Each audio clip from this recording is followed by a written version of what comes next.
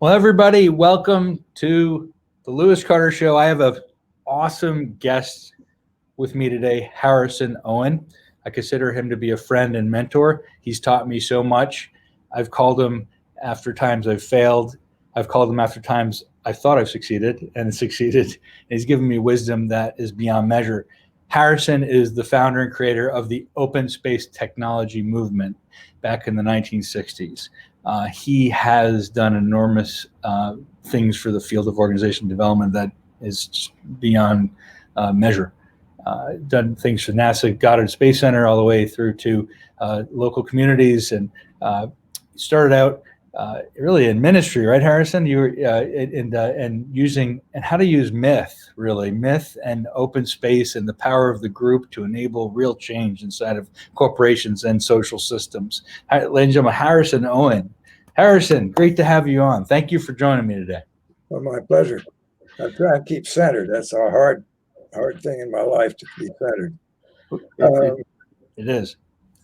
You didn't say where we wanted to go, so I've decided where I want to go. And if that turns out to be a bad place and you want to go some other place, your job is to haul me back, okay?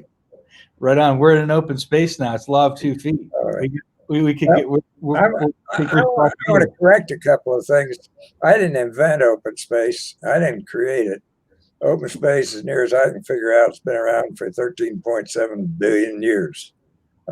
It's nothing more than the application of self-organizing systems to self-organizing systems, which is what we are. And for whatever it's worth, and we can talk about it down the road, I find in most cases, organizations get screwed up when people try and manage them. And they actually can straighten themselves out pretty good if you just allow that to happen. So, I know that's counterintuitive, outright rank heresy, and all the rest, but that's my experience. So everybody knows I'm a storyteller, and if they don't, they should. And I make that a starting point to be able to say, look, we all know about storytellers. They have a light regard for the truth, which means that you are advised to take anything you hear me say with certainly a large grain of salt. If it accords with your experience, use it. If it doesn't, I can't help you. And just as a matter of principle, I don't do theory. I do my experience. So my experience may be wackoed, but there it is. So I want to start this story at a place that some of you may have been to, the Tarrytown Conference Center in Tarrytown, New York. And the date was roughly 1981. And a gentleman who became a good friend of mine, David Belle-Isle, who at that point was head of OD for Martin Marietta, and I were sitting on the lawn having a couple of beers and kind of talking about the world. Anybody been to that conference center? It's gorgeous. It's an old family estate. Actually, friends of my family's owned it. So I went back and I knew the place, but I'd only been there when I was 3. In any event, David and I were discussing the state of the world, and I don't know who said it first, but we both agreed that whatever it was that our clients were supposed to be doing and thought they were doing and might want to do, they weren't doing it, and it was going somewhere different. And we'd all read and knew the literature of what then was and is now organization development. And we both agreed that it looked great on paper. Nice linear projections, straight plans that you could follow, etc. The only problem was none of our clients did that. What would happen is they'd wake up some morning and their total environment had changed, and they used to think they were, and suddenly there was something different. If you want an example, think of AT&T. They used to be the phone company. Then they were nothing, and now who knows what they are. They've been sold and bought so many times. So anyhow, we were just sort of musing on it and got to the second beer and said, well, can we give it a name? Now, if we'd been physicists or psychiatrists, that would have been simple. It's called transformation. But seeing how we were organizational consultants, that really sounded weird. So we tried it out to see if it worked. Organization transformation. Well, as far as we know, nobody had ever put those two words together before in the same sentence and capitalized it. And we tried it out in a couple of places, and it immediately created pretty close to a riot. I can't remember all the details, but I do remember in 1983, we decided it'd be kind of fun to get a bunch of folks from around the world together to see what, if anything, it meant. And so I think it was about 250 folks from all over the globe showed up at the Tarrytown Conference Center. No, showed up in Dover, New Hampshire, for 3 days. And the issue was, what on earth is organization transformation, and what do you do with it? And it was massively exciting. The next thing I knew, the ODN was having its added a whatever flight deck or whatever to their conference in Los Angeles. And I wasn't even a member of ODN at that point. But I went, and I was just amazed. People who I eventually came to know and like a great deal, Bob Tannenbaum for one, was just apoplectic. I mean, how can anybody talk about transformation in organization? I mean, whatever. And all I could say was, I just call the shots as I see them. And if you can think of a better word, let's try it. But that's what I'm seeing. And I don't think we do it to an organization. I think it does it to itself. And the best we can do is maybe help it along so it comes out in one piece instead of several. Well, that didn't help them any, but several years later, we got to be very, very good friends. And the funny thing happened. In 1982, if you said organization transformation in the wrong company, you could be tarred and feathered. 5 years later, you couldn't pick up a copy of the Wall Street Journal without noticing that every organization mentioned there was transforming. What on earth was going on? Well, Lewis mentioned that I have a strange background. My field is Semitic languages and literature, and what I used to know the most about and think about was chaos and order in the creative process, particularly as that appeared in ancient Near Eastern mythology. I mean, grab yourself a Ugaritic text and get to work. I didn't last in that, but it informed my life ever since. And the process that we as a species go through seems to me pretty well mapped out by those who have understood not that there is chaos and there is order. It's always a dance. It's between one and the other. It's the Indians got it down between Shiva the destroyer and Shiva the creator. And the Chinese do the same thing with the yin and the yang. And we could go on. And that was 3,000 or 4,000 years ago. So this isn't new. So anyhow, things went along and people thought this was a great idea. And I've written God knows how many books about it. I will mention that along the way, a funny thing happened called open space. And I'll end with that. I didn't invent that either. That was a 2-martini idea. Organization transformation was a 2-beer idea. So jump a bit. About 10 years ago, I was at lunch with 2 friends on two different lunches, but one happened to have been an ex-4-star general and one happened to be a senior State Department person. And both of them said, the world is really getting to be a funny place. We find ourselves, and the State Department person said, engaged in asymmetric diplomacy. And I said, okay, but what's that? And they said, well, they're not playing by the rules. I said, oh.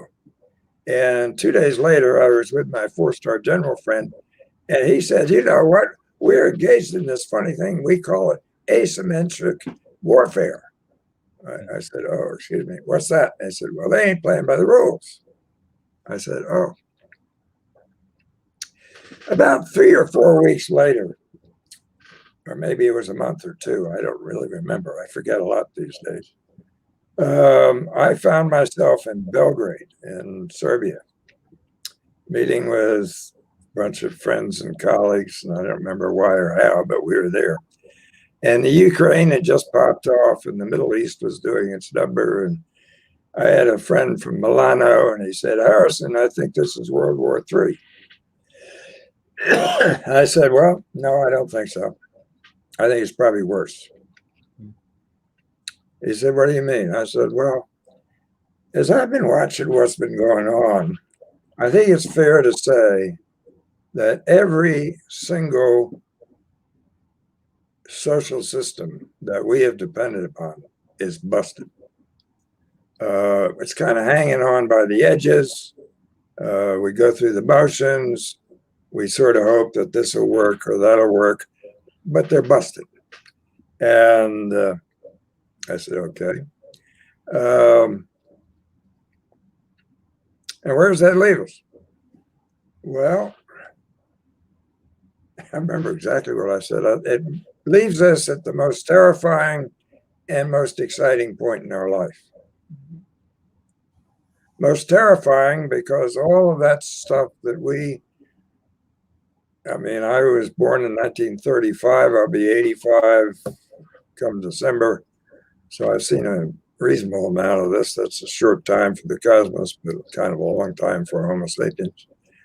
And last time we went through something like this was World War II. And we walked into that, and there was the British Empire and the French Empire and the German Empire and the Italian Empire and a few other odd ones, the Belgians. And we walked out of it, and that was all gone. And, you know, we used to know what a country was. We don't. We used to know what a business was. We don't. We used to know what military tactics was. We don't. So today, that being the whatever it is, 30th of October, 2020, as near as I can figure out, it's much more of the same. And I think that's my wife, and I'm going to have to answer it. So she's in New York. Hello? This is part of the cosmos for Harrison. Anything happens in the open space. Okay, that's good. I'm on the air, so I'll hang up and call you later. She might contribute. Bye. And Harrison, in the cosmos, that would be considered whatever happens is the right thing in the circle. And we learned something. Perhaps she could come into the circle, right? Well, no, she's in the middle of Jersey Turnpike. I think it's not to her health and everybody else's.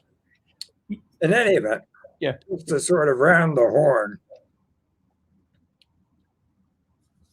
I can't remember any time in my 85 years of presence on this planet where all at once we had a plague, climactic dissolution, economic furor, emerging dictatorship, what did I leave out? Et cetera, et cetera. It's ecological disaster. It's enough to get your attention. And the question becomes, what are we going to do? I mean, on the one hand, there's absolutely nothing to do. Go vote or do whatever it is you want to. Take a deep breath and hold it and see what happens. The other side is sooner or later, that's going to come out on the other side. It's interesting. Lewis runs this thing called best practices. And a best practice is only a best practice in a given context. And change the context, and that practice doesn't mean anything. I mean, best accounting practice is great if you're fussing with numbers, but it doesn't work all that well in astrophysics. I mean, you still got to add and subtract, but it's different context. Especially metaphysics. And especially metaphysics or almost anything else. So putting a bottom line under the moment, our context has just been blown. And, you know, we sort of maintain it like we still have pay systems in the federal government, used to be a GS, whatever it was. And everybody knows it's absolutely immoral, unfair, not useful, but they're afraid to change it. The same thing happens in a corporate structure and NGOs and everywhere else. So what we're left with are just the shreds of things that used to work. Now, the way this story, when it was run 60 years ago, 70 years ago, ended was they brought a bunch of folks to San Francisco, and they all sort of sat down and said, all right, what do we do? And out came the United Nations. Was it perfect? No, but it worked. I mean, part of it was you had two superpowers, and they sort of created a yin and a yang, and we managed to do actually quite well for 60 or 70 years. Well, that's not there anymore. And what is there? We don't know. And furthermore, what we do know is instantaneous.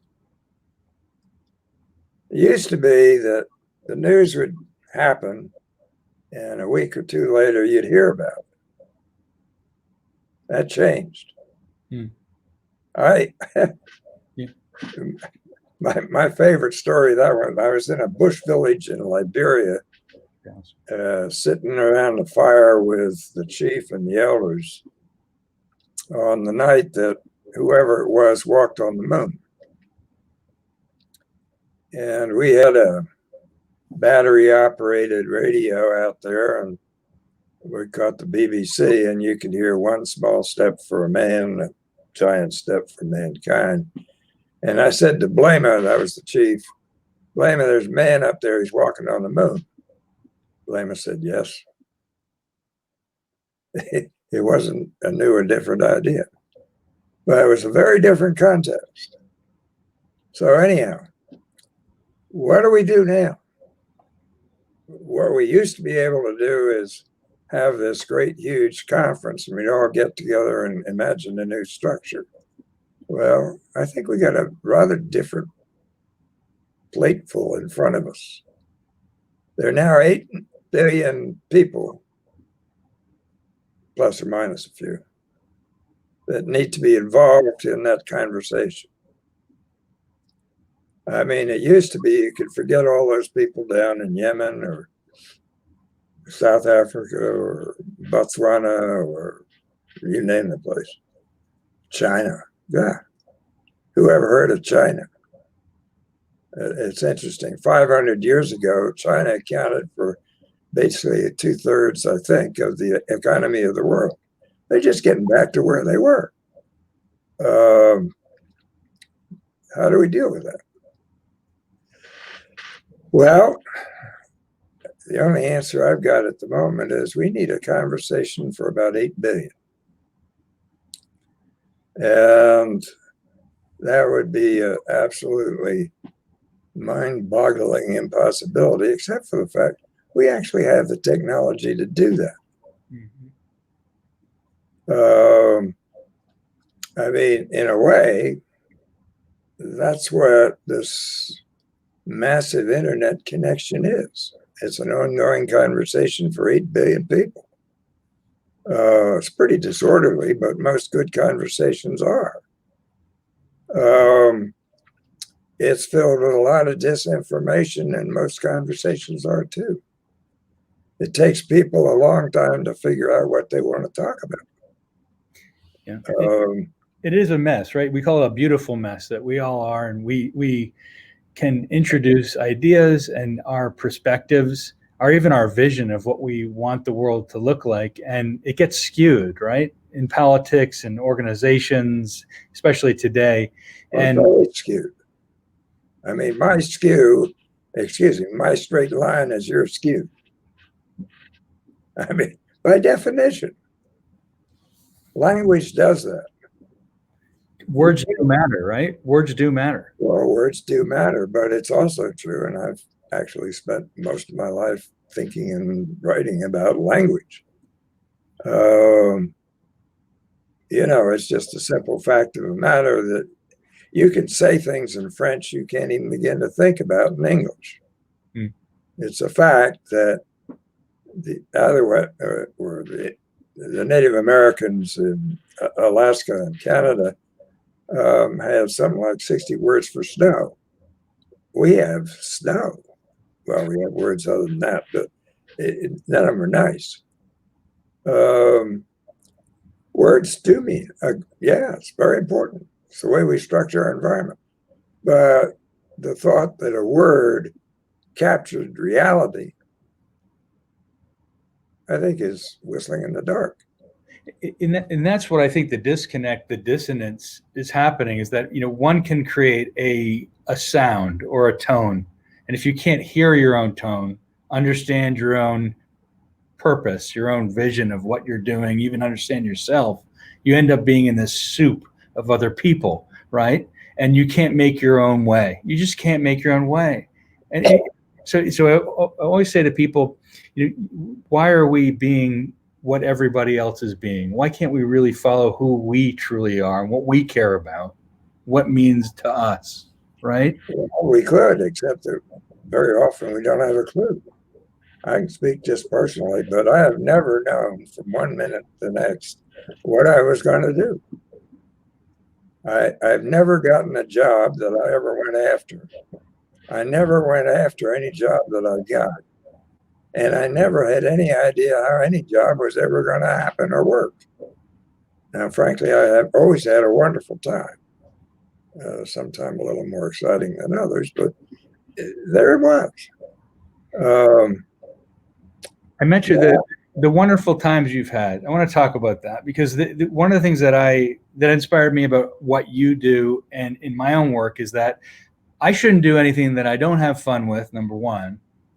And number two, don't set myself up for disaster. I had this time when I literally was in a situation where I was going to get mobbed, right. And I had to have the police bring me out. And I called you up after it, a little shaken up, because I said, Harrison, I was mobbed. I think I was set up by the mayor of the system. And Harrison said, very simply, he stopped for a moment. And he said, you didn't get set up. You set yourself up. Yeah. We do that. What he was telling me was... Let me just put in one more thing, and I'll be quiet for a second.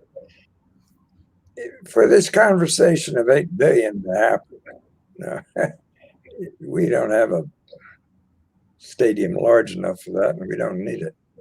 And who knows, Homo sapiens may terminate the experiment before we ever get around to it. We all, I think, have to be aware of the fact that species do come and go. We all have our examples. But on the off chance that we might just continue on in some reasonable form, how do you do this? And this, to me, has been the excruciatingly wonderful part of open space, which has nothing to do with my invention. It was quite literally a 2-martini thing. The first martini got me loose enough to have a blinding flash of the obvious. This had been here forever since. But the question was, how do you effectively intuit and go with the flow? I mean, using words we all use. We have some good analogs, I think. Sailing is one. I sail a fair amount. And any sailor who says, I know exactly how to get from point A to point B is lying through his teeth. You got winds and tides and currents and who knows, nasty things called rocks and odd whales and turtles and God knows what all. And it's wonderful. And there's small adjustments in sailing, right? Because winds come and they go. You take small adjustments. You bring in the sheet. Same way with flying. Hot air balloons, you don't know where you're going to land, right? So you have to someone following you to find you and be your handler to get there, right? And that's what life is about. Who supports? How do we bring together? With you, Harrison, I wanted to know something very important. Energy is big for you, and big for how you've been able to bring massive amounts of people together. And I've seen this work. You mentioned the billions. How do we bring the billions together? Now that they're not physical, we bring them through technology. How do you see the new energy forming, the new way to bring people in a mass way in technology? What's the major chord that will transcend conflict and violence and extremities, that will go beyond into how you began in the 60s, more of a movement, really, and you with others, Pat Tannenbaum, et cetera? How do we get back to that reality where energy and positivity drives collectivity, the collection of the whole? How do we get back to that? We can't force it, right? We can't force sailing. We can't force flying. So help me with that. Help us all with Well, that. we also have funny things called hurricanes. And if you've ever sailed in one, it's not a matter of small increments. Sometimes you just lose your mast and all your rigging. The question you ask, I think, is quite pertinent. And my answer is you can't. You don't.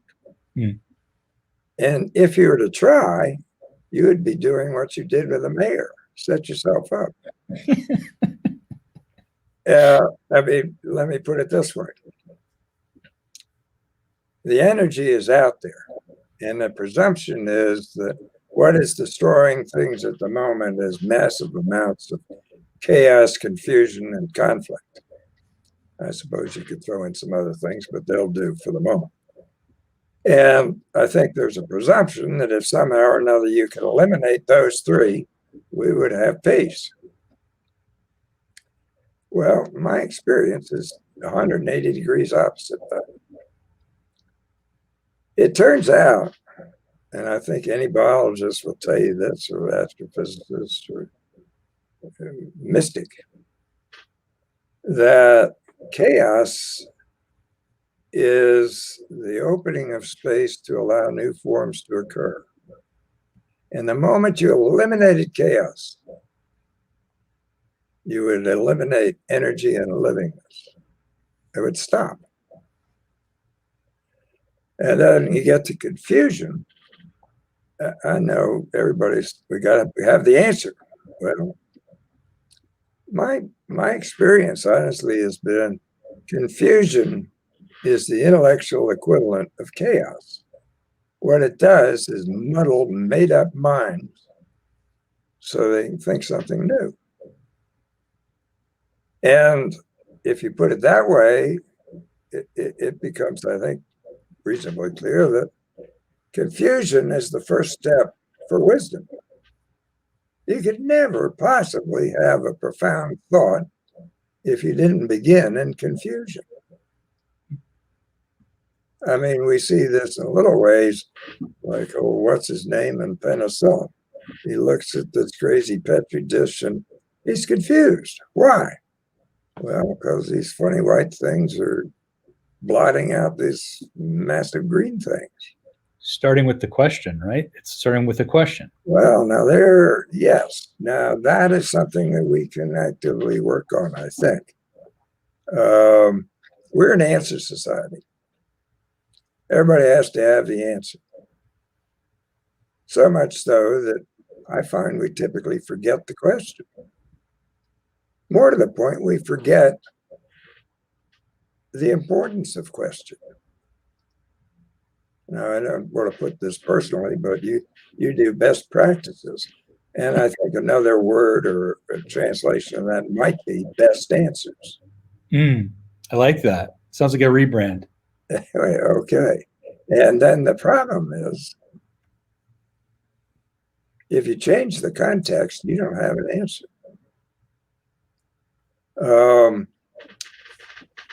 The Quakers have this wonderful phrase they call sitting the question. And it's not about being mystical. I suppose they are in a way. And they're not the only people who do this. But what they've discovered is that one begins to fully appreciate the reality that you're in when you suddenly find yourself in the midst of the question. Something that was so deep and so profound that you couldn't have an answer.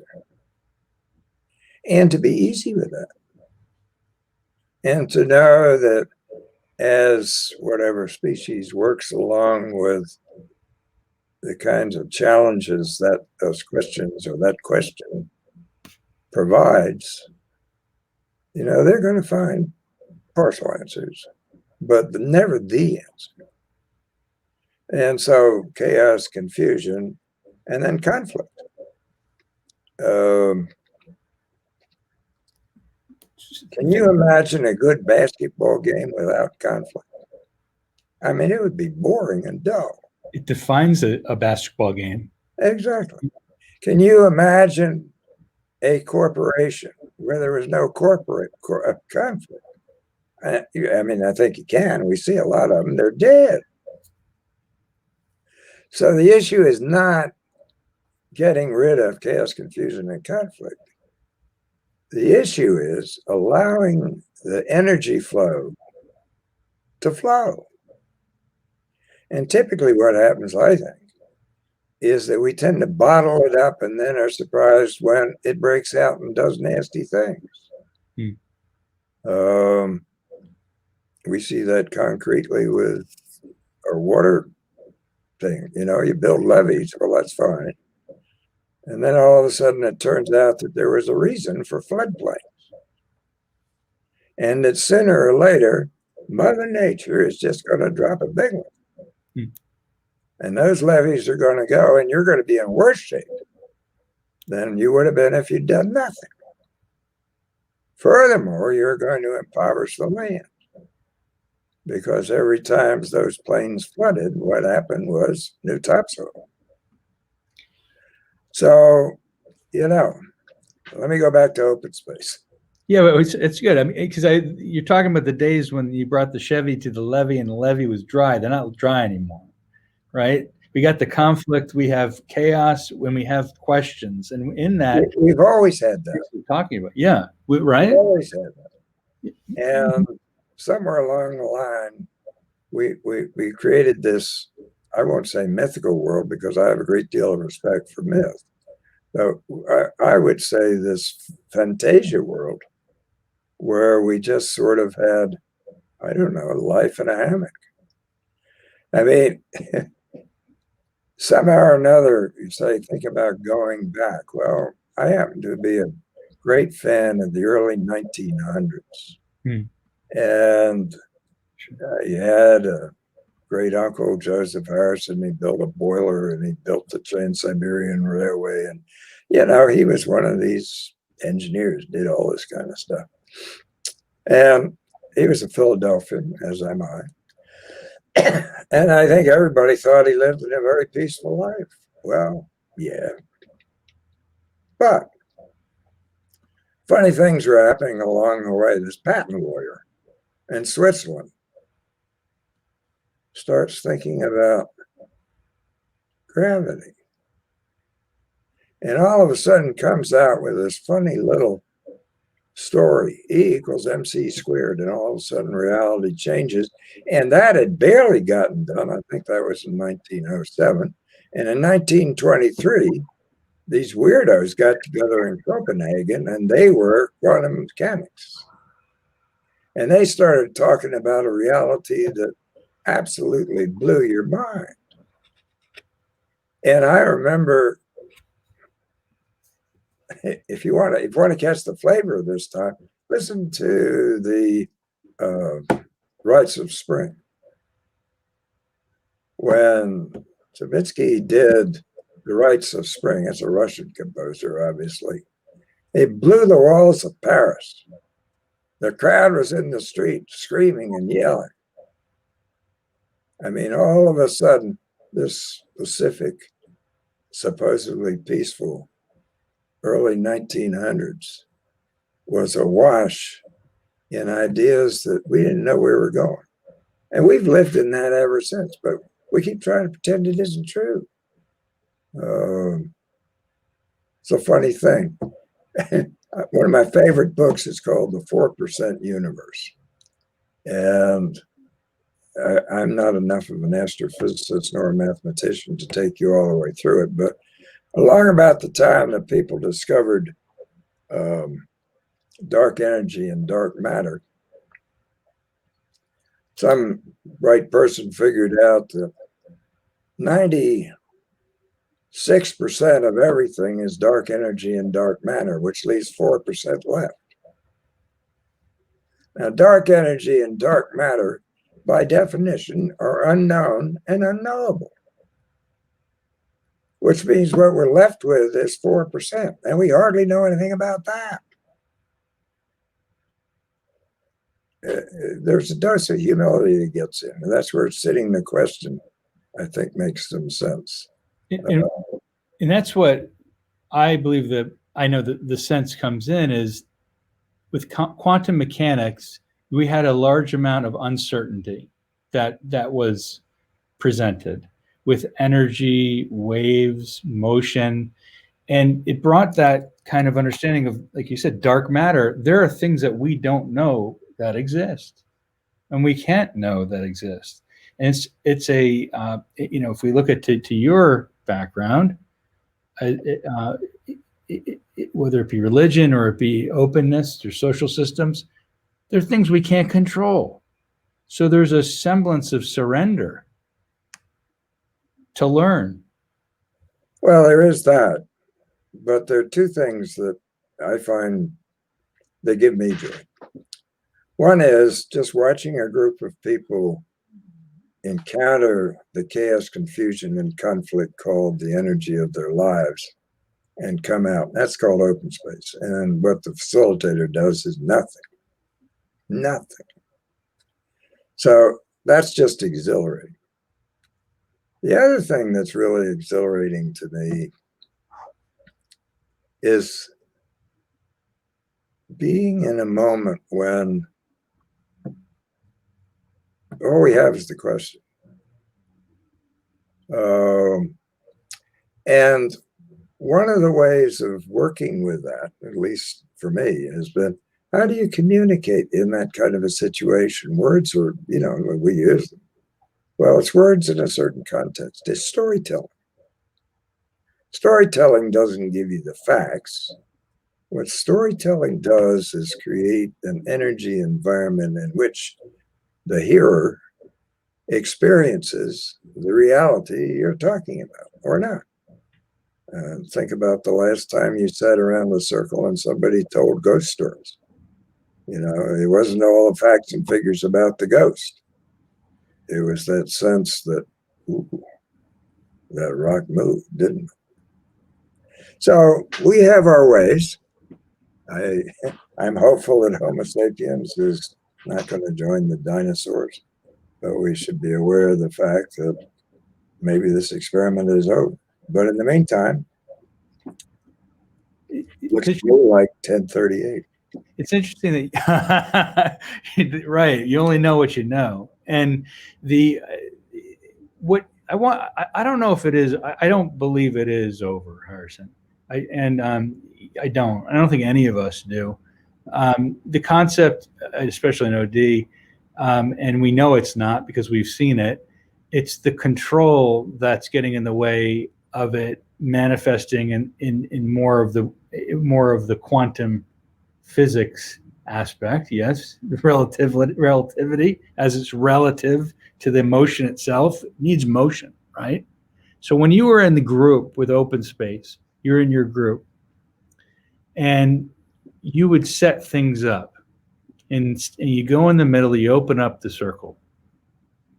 Tell me what that's like for you. Bring me back to a moment when you just felt like, man, this is the opening of a circle. You're jiving, you're feeling good, you're at that helm, you're bringing the sheets. Tell me what that looked like when you opened it up, and the energy, how you pulled out of the circle and facilitated. I've heard funny stories about what you've done and how you hung out afterward. I want to hear what it's like. Bring me to a moment when that happened. Inside the circle, started the circle. Well, you got to have the context of the circle to get the flavor of the story. So let's take it. You go ahead. Yeah. Yeah, let's pick a nice one. One of my favorite examples of this was 50 Palestinians and Israelis. They were the security people. As one said to the other as we started out, it's really funny being together because we're in business to kill each other, which was true.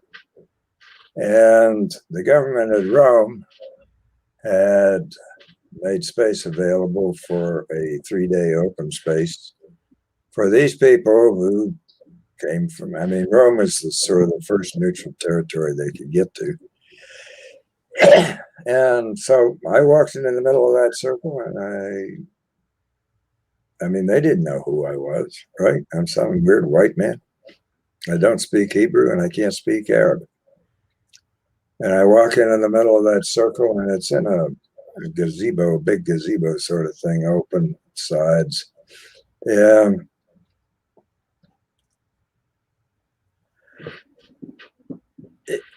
it felt like, we're here. And I just simply said, the facts better than I do. You also are the people who can begin to help with that. So what are the issues and opportunities for bringing peace in your land? I don't mean peace in the sense of just lying in a hammock somewhere. I mean reconciling some of these murderous forces that kill people. And I stopped. And I said, now a few minutes, I'm going to ask each and every one of you who cares to grab a piece of paper in the center of the circle and write down the issue that you have personal feeling about and take responsibility for, post it on the wall. We keep going until we're out. That's what they did. And then I said, well, this is not a life commitment, but I'd like to invite you all to go to that wall, take a pencil and sign up for the issues you'd like to be a part of. As I say, it's not a life commitment, it'll change, but gives everybody an idea of how many people might be coming. And they all go to the wall and I walk out. That's it. That was an interesting occasion. As I say, these were the security people. We had 2-star IDF general. We had, I don't know, the folks. And the first day, it was amazing. I think the thing they recognized was for all of the yelling and screaming, they had much more in common than they did in difference. Mm. Now, they could convince themselves, and they did. By the time we got to the evening meal, I won't say it was love and kissing time, but it was a markedly different place. So anyhow, we had the evening meal, and we, of course, had instant communications back to Israel and Palestine. And that night, I don't know who, but somebody killed somebody. So all of a sudden, this nice day was a deep, dark thing. And I went to bed that night, and they all went off, whatever. I went to bed that night, and I was in a guest house that was overlooking the gazebo that they were in. And because of the people and the security concerns, they left the lights on all night. So I had 50 chairs sitting in a circle right outside my window. And I confess I didn't sleep a great deal. And I was looking out the window about 3 o'clock in the morning, and a line from Rumi came through my head. Rumi, of course, is the Islamic poet. And the line goes, "There is a place beyond right thinking and wrong thinking. I'll meet you there." And that line went through my head and I went to sleep. Well, the next morning, I got up and I wasn't sure what to expect. I mean, I knew the feelings were pretty raw. So we're sitting in this circle and the 50 are there. And that was supposed to be a day of action planning. Well, I was very clear that that wasn't going to happen. So what I said to him was this: I understand that last night was probably a rough one for all of you, and I don't have a clue where to go. So I'm putting this gathering on pause for an hour. You can go or do anything you want to, talk to somebody, don't talk to somebody, do whatever you like. The buses are right over there, pointed the place out. I said, if you want to go back home, just get on a bus. If you want to come back here, come back here. I'll see you at 10 o'clock or not. And I went off and walked. It's funny, I never saw anybody. It's the big estate. I mean, there was about 20 acres. And so I was wandering around. And on the way back, they happened to have an olive grove. So being me, I just sort of inadvertently clipped an olive branch and stuck it in my pocket. And we came back and everybody was there. And I said, well,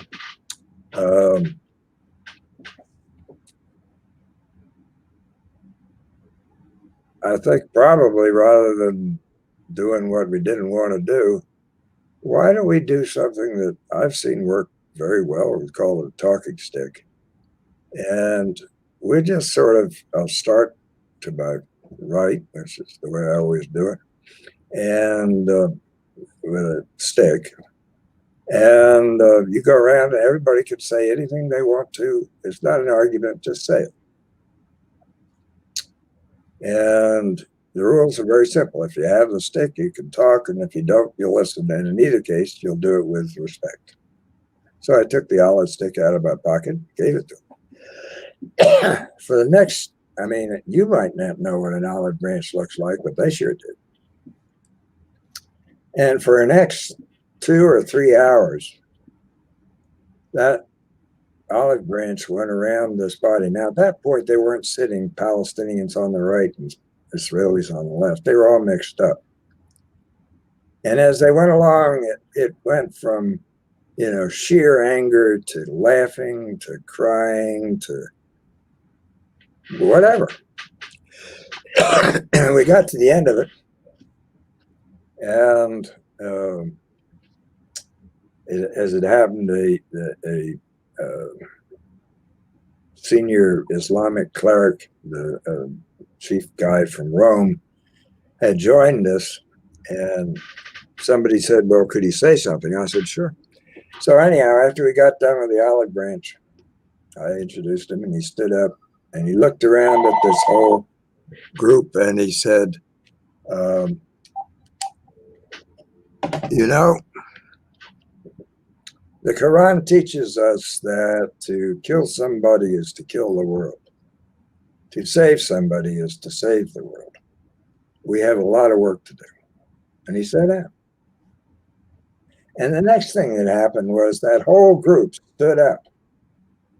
I mean, as if on cue. And the next thing I knew, they were hugging and kissing and tears running down their face. Now, did we bring peace in the Middle East that day? No. But I do know of a number of things that were really nasty that didn't happen because somebody called somebody. Virtually everybody in that meeting could not admit that they'd been there for obvious reasons. But I'd never forget it either. So, yeah, you know, all of a sudden you're standing in the middle of people and they're living life. And you have a privilege of being there. And I think we do. Wow. And whatever it's worth, I have no idea whether it's over or not. But I do know that every single thing, person, being, whatever, has a beginning, middle, and end. And that includes us. Now, it may be tomorrow, or it may be at some other time, but time itself is not necessarily eternal, right? By definition, it's finite. I don't know. It gets very confusing. But just tell good stories. And you can have a beer or martini, too. A beer and martini create us a lot. When I remember you first telling me that story about the creation and how creation happens in different ways, and you saying the beginning, middle, and end for life, and for stories, and for knowing how we save the world, right? In the Quran, that one moment that he stood up created complete peace, release of emotion for groups of people who would otherwise kill each other. Yeah, well, that's simple. So, and there's furthermore, they went back to doing it. Right. Why can't we keep doing it? Right? Can we? We can keep doing it. Life is not a destination. Life is a journey. It's both. And, this has been. I don't know, but you know, we have the capacity to let good things happen. Mm-hmm. And we have the capacity to destroy it all. And that's our choice. Well, I got to go soon. I was just to say that we must end on that. That is a great place to end because it just says it all. There's a place between good and evil, and I'll meet you there, right? I'll meet you there. There's the place between right thinking and wrong thinking. Right. The Arabic gets a little hard to translate, but it's a right idea and a wrong idea or a point of opposition. And I'll meet you there. We can do that. Harrison, thank you so much for joining us. You've been phenomenal. It's really an honor always to learn from you, be with you, and to share that with the world. We just changed and shifted just now. I did personally, and I know I'll bring that to so many people. Just this conversation and everything I'll do now. And I know people out there today who are listening will see this on recording. Just thank you so much for joining us, Harrison. My pleasure. Thank you so much, Curtis, and call my wife to say hi. I wish you're good. Yep. Bye, Harrison.